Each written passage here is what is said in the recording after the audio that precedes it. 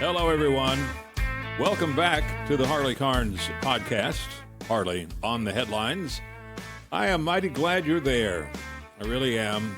And that you're willing to help us reach out to more people. Like, subscribe, follow, send some emails, share an episode. I appreciate it. Astronomers have found something rare. A comet. No, not just any comet. This one might be older than our sun, maybe. Nearly all the comets we see live in our solar system. They are chunks of ice and primordial matter, and they zip around the sun the way planets do, except that they're even more elliptical in the track that they make. It takes a long time for Halley's Comet, for example, to come close enough for us to watch it, about 76 years. This one is called an interstellar comet. It's a star traveler, not captured by any star. This one travels the galaxy. I assume it stays in our galaxy, but who knows? Auburn University astronomers in Alabama spotted it. They named it 31 Atlas. Now, here's a tidbit from it. It is losing water at a rate of about 40 kilos per second. Now, think about that. That's about like the water from a fire hose blasting a big building fire. Makes me wonder if that's what it's been doing for millennia upon millennia, how big was it to start with? And does it ever get a chance to refresh itself?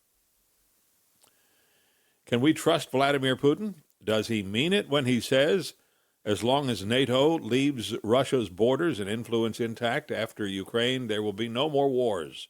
That he starts anyway. Only question is, do we believe him? The only operational answer seems to be, let's get past this Ukraine thing, work out a fair deal, and find out. The proof lies in the pudding of time. That puzzle's not yet solved. A Russian general is dead, went up in a fireball of steel and seat cushions. When his car blew up, Russia says Ukraine did it. Probably did. They're at war. Cutting off snakeheads is part of the plan.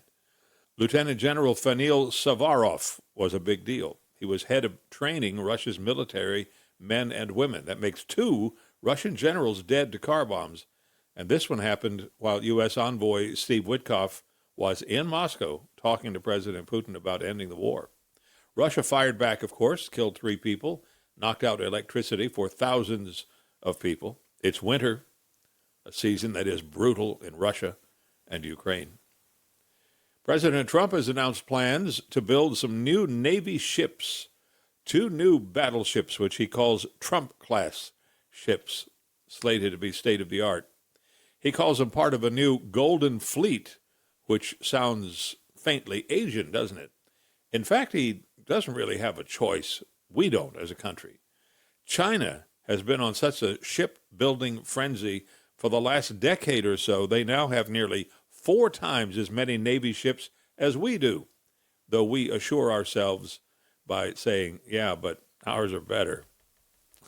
Maybe they'll have to be one day.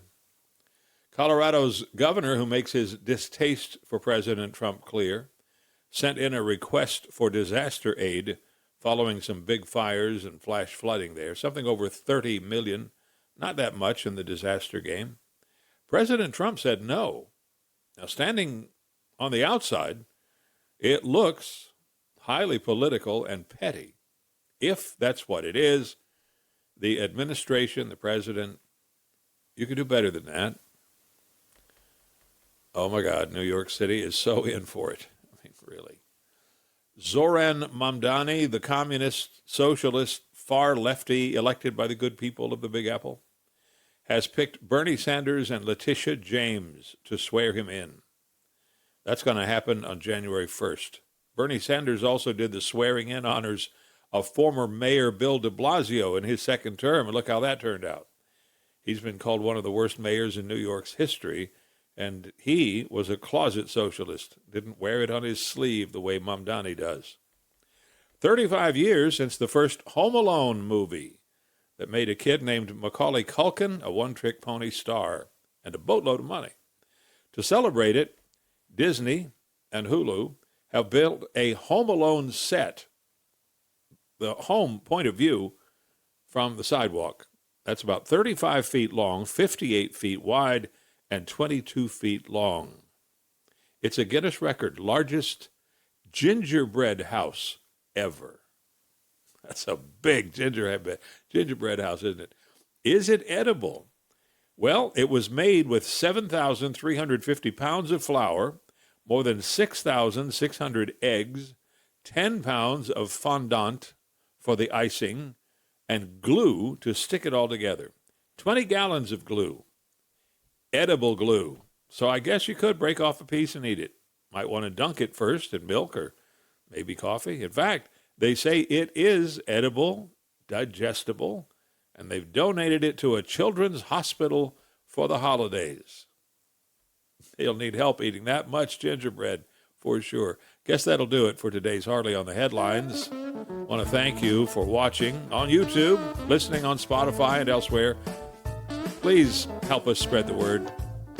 We really need your help. Liking, following, subscribing, sharing, sending an episode or an email to your friends and followers. It all helps. I hope you have an outstanding day. I'm Harley Carnes, and I thank you.